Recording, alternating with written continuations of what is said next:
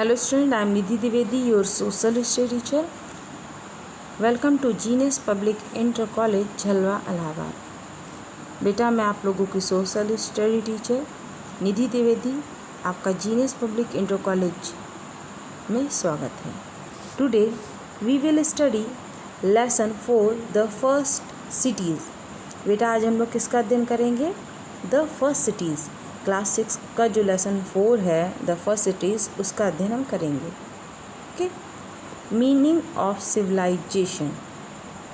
First cities का मतलब होता है जो हमें सबसे प्रारंभिक शहर थे या जो सबसे पुराने शहर थे, ठीक है, उसके बारे में आज हम जानेंगे। Meaning of civilisation.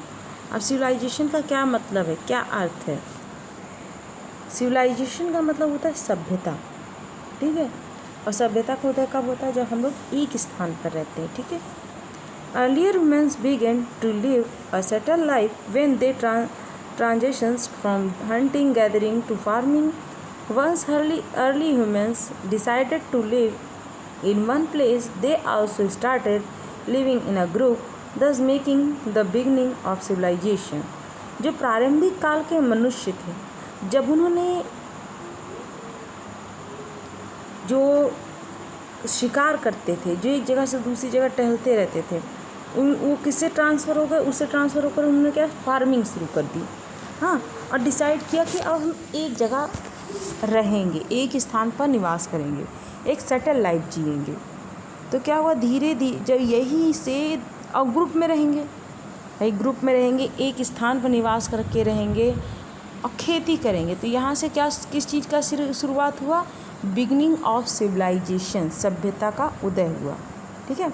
Civilization is defined as an advanced stage of human development.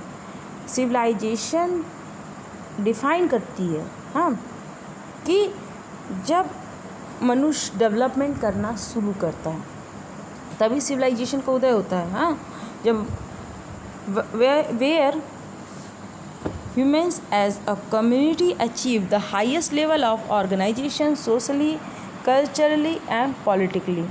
जब मनुष्य जो होता है वो हाईएस्ट लेवल का संगठन बनाता है, हाँ, और एक उनका सोशल और कल्चर और पॉलिटिकल लाइफ स्टार्ट होती है। भाई एक ग्रुप में रहना शुरू करता है, एक ऑर्गेनाइजेशन बना देता है, साथ ही साथ क्या करता है, उसका एक समाज बन जाता है, उसका एक कल्चर का निर्माण होता है और एक पॉलिटिकल लाइफ जीना शुरू करता है। पॉलिटिकल लाइफ का मतलब ये नहीं कि चुनाव दिया, वोट दिया, प्रधानमंत्री चुने, सिर्फ यही पॉलिटिकल लाइफ नहीं होती है। पॉलिटिकल लाइफ का मतलब होता है जो आपका राजनीतिक कर, हाँ, मतलब जो आपको आपके समूह को सही दिशा में लेके चले, उसको हम कहते हैं पॉलिटिकल लाइफ। यहाँ पे एक समूह था, उसका कोई ना कोई मुखिया रहा होगा जो समूह को कैसे चलना है, कैसे सभ्यता को मानना है, ये वो काम करता था। जैसे हमारे घर में होता है, क्या होता है कि हमारे फादर्स डिसाइड करते हैं कि हमें क्या करना है, क्या नहीं करना। अगर कोई डिसाइड करने वाला ना हो तो घर क्या होगा, उसमें ना कोई कल्चर होगा, हाँ, ना कोई सिविलाइजेशन होगी, सब अपने मन का कर रहे हैं।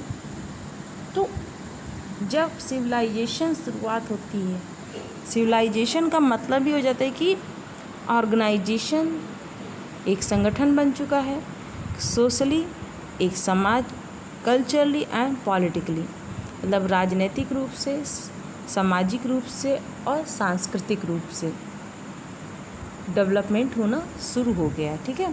The basic characteristics of civilization include a settle life, growth of town, surplus production, permanent building structure, development of language and script and culture secured by strong political system. इसके जो मेंस कैरेक्टरिस्टिक होते हैं इसके civilisation के, उसमें क्या होता है कि धीरे धीरे लोग एक सेटल लाइफ जीना शुरू कर देते हैं, कस्बों का निर्माण होना शुरू हो जाता है, हाँ, लैंग्वेज का डेवलपमेंट होता है। जब हम लोग एक जगह रहते हैं तो वहाँ की लैंग्वेज अपना लेते हैं, भले हम हम लोग कोई भी जगह से के रहने वाले हैं, अगर हम बंगाल के रहने वाले हैं बट हम इलाहाबाद आ जाएंगे तो हमें बंगाली तो आती रहेगी, साथ ही साथ हमारे किस लैंग्वेज का प्रोग्रेस हुआ? हिंदी, तो लैंग्वेज भी डेवलप होना शुरू हो जाती है, ठीक है। Civilization slowly transitions into urban center. The Harappa site that were defined as urban center include Harappa, Ganeriwala, Mohenjodaro, Dholavira, Kalibangan, आपके है राखीगढ़ी, रोपर एंड लोथल।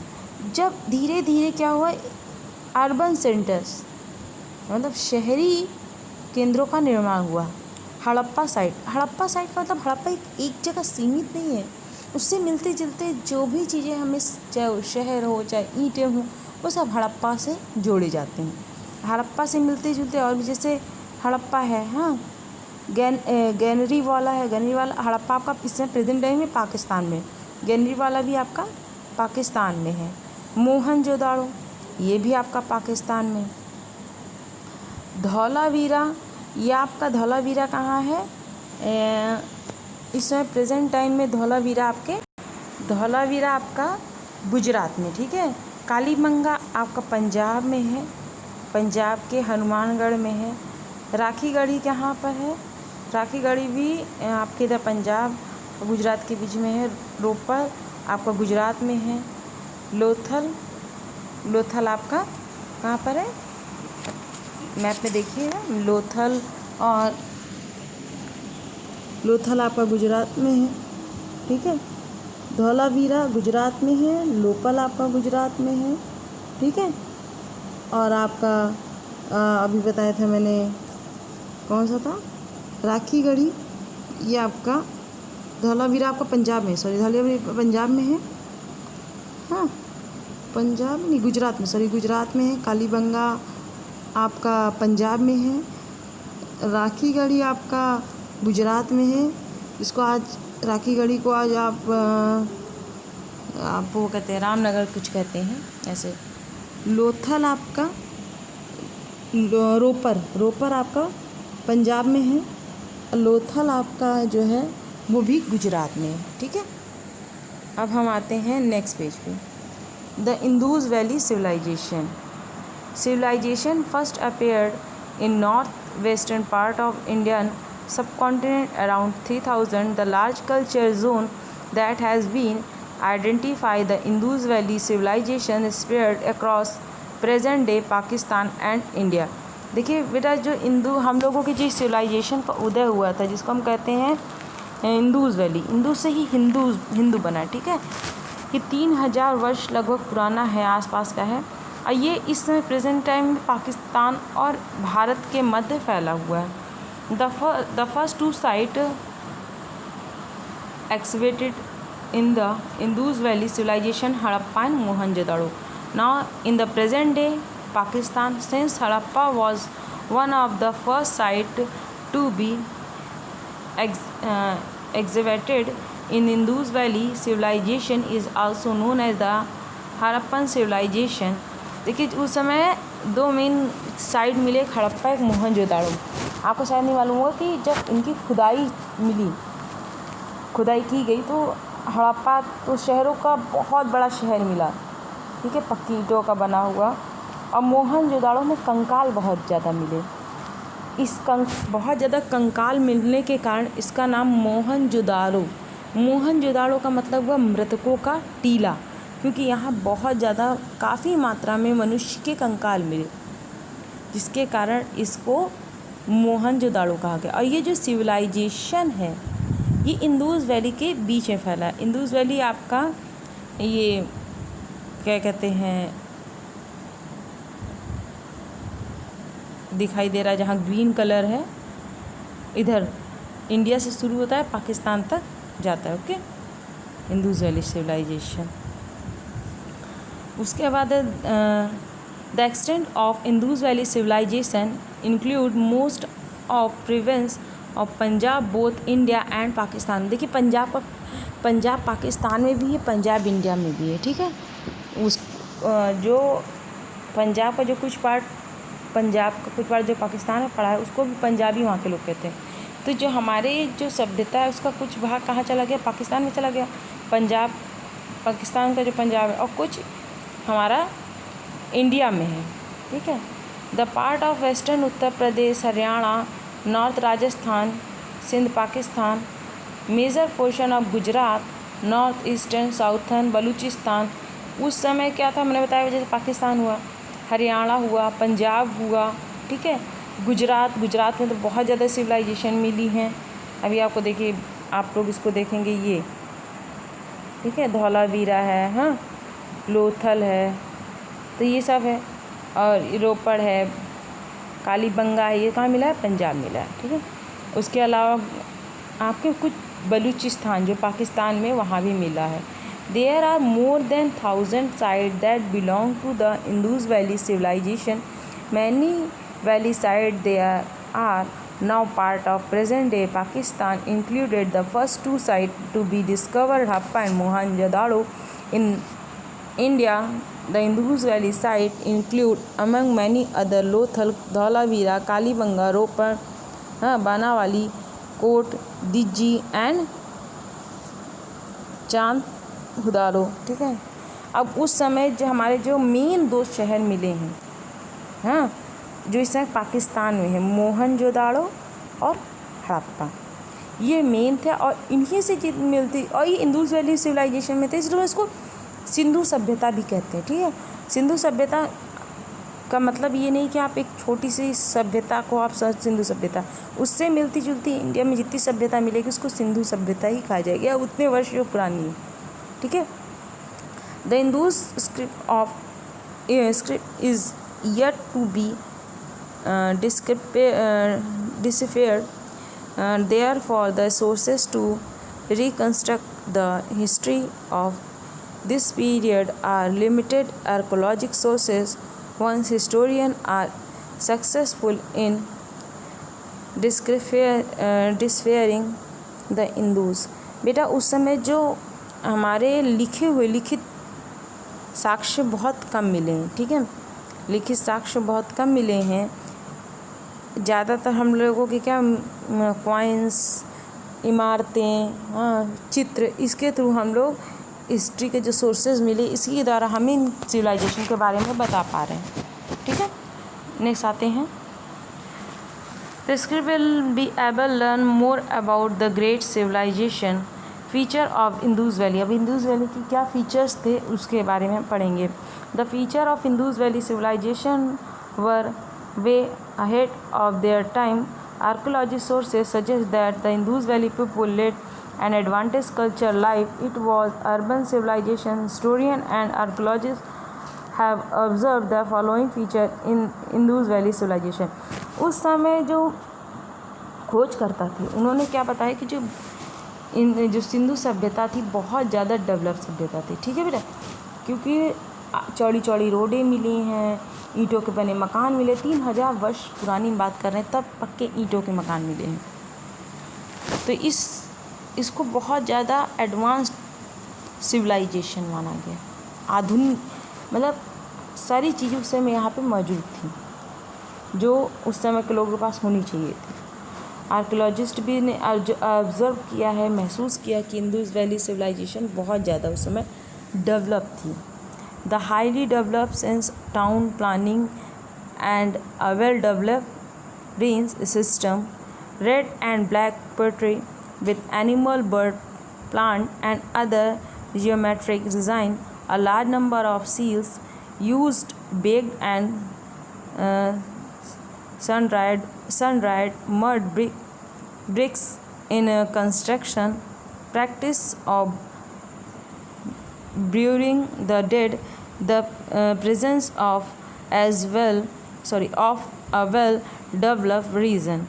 अब देखिए उस समय क्या था, डेवलप जो था, मकान जो बन रहे थे एक प्लान करके बनाए गए थे, ठीक है, ऐसा नहीं था कहीं भी मकान बना, एक प्लान था, एक सिस्टमेटिक ढंग था। देखिए आपको कुछ चित्र दिखाएंगे, ये देखिए, ये एक इमेजिनरी चित्र है कि ऐसे मकान बने रहे होंगे सिस्टमेटिक। देखिए सब हमारे मकान एक लाइन से बने, ठीक है, जिसका मेन हमें मिला है, मेन चित्र जो मिला है, ओरिजिनल चित्र, ये तो एक उस समय मिले हुए खुदाई से जो इमारतें टूटी फूटी मिली हैं ज़मीन के अंदर खुदाई से, उसके आधार पे उन्होंने एक इमेजिन किया, तो एक इमेजिनरी चित्र हम ये कह सकते हैं। देखिए आपको नदी भी दिखाई दे रहा है, खेत भी दिखाई दे रहा है, जानवर दिखाई दे रहे हैं, ठीक है। ये पाकिस्तान में है विशाल स्नानागार, वो जो उस समय खुदाई में, आज से 3000 वर्ष पुराना है। और आप देख लीजिए इसमें पक्की ईंटों का यूज़ किया गया है, ऐसा नहीं कि कच्चे हैं, पक्की ईंटों का use.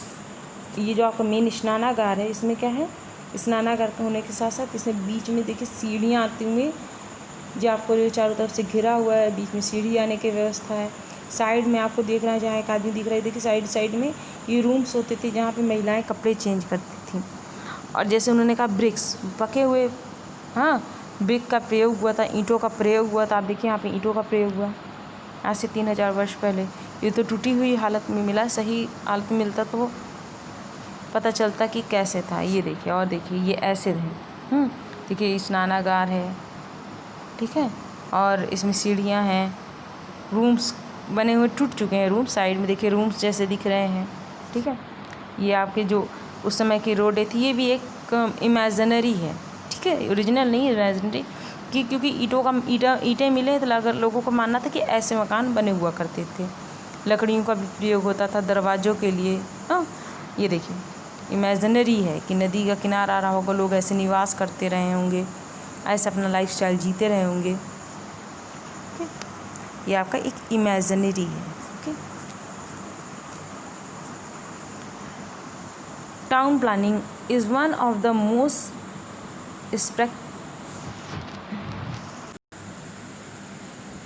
Town planning is one of the most spectacular feature of Indus Valley civilization. The sites were well planned and follow a grid pattern that is rectangular block. Each house has courtyard and separate area for bathing. Front brick were used in construction. The streets were wide and cut at right angle. The drainage system was another remarkable feature. All drains were covered and each house had own drain system that was connected to the public drains. देखिए उस समय क्या होता था, एकदम well plan, मतलब सही से प्लान करके क्या कहते हैं टाउन्स का निर्माण हुआ था, ठीक है। इंडस वैली सिविलाइजेशन में बहुत शानदार टाउन का निर्माण हुआ था। जो शहर थे बहुत प्लान करके बनाए गए थे, लोगों के घर में पानी की व्यवस्था होती थी। बड़े बड़े स्नानागार तो मैंने आपको दिखाए, पक्की ईंटों का प्रयोग होता था। सारी रोडें एक दूसरे को राइट एंगल में काट देती हैं, ऐसे नहीं कि कहीं से भी कोई रोड कट गई, वो आपके 90 डिग्री पर काटती थी। एक चौराहा होता था, ठीक है, और चौराहे से होते हुए 4 रोडें जाती थी, फिर उनसे भी अंदर चौड़ी चौड़ी रोडें जाती थी, और सब मकान उसी के अकॉर्डिंग बने होते थे। मकान में क्या होता था, आगे खिड़की दरवाजे होते थे, बीच में आंगन होता था, फिर चारों तरफ कमरे होते थे जिसमें हवा पास हो सके, ठीक है। The important building structure found the Indus Valley civilization, including the Great Bath and Great Granary. The Great Bath, rectangular pool made of brick with the help of bitumen and tar. देखिए आपको हम दिखाते हैं, ये आपका great bath है, ये आपका स्नानागार है जो उस समय मिला है, ठीक है। पकी हुई ईंटों का प्रयोग है, आप देखिए खुद देखिए कितना शानदार है।